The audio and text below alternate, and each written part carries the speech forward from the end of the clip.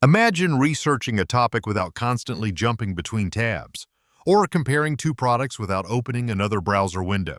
That's exactly what split screen in Microsoft Edge is designed for. Instead of switching back and forth, Edge lets you display two web pages inside the same browser window, making multitasking much smoother. In this video, you'll learn how to set it up and when it can save you the most time. Let's begin. Open Microsoft Edge and visit any website. Near the address bar, look for the Split Screen button. If you don't see it, click the three-dot menu, open Settings, search for Split in the search bar, and then enable the Split Screen button so it appears on your toolbar. Once the button is visible, click it. Your current tab will move to one side of the browser, while the other side will ask you to select another open tab or open a completely new web page.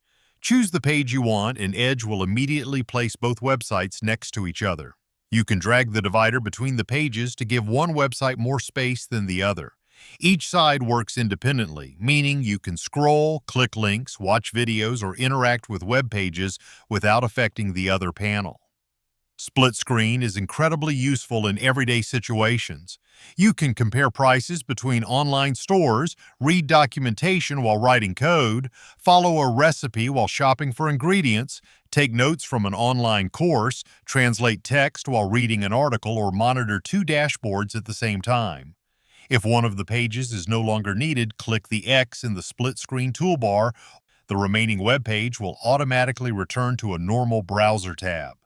One important thing to remember is that split screen keeps everything inside a single Edge window.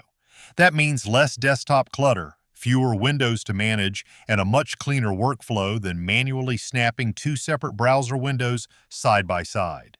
Once you start using it, you'll likely find yourself relying on it for research, studying, shopping, and countless other everyday tasks. Thanks for watching this guide. If you'd like to discover more Microsoft Edge features that can improve your productivity, be sure to check out the next tutorial.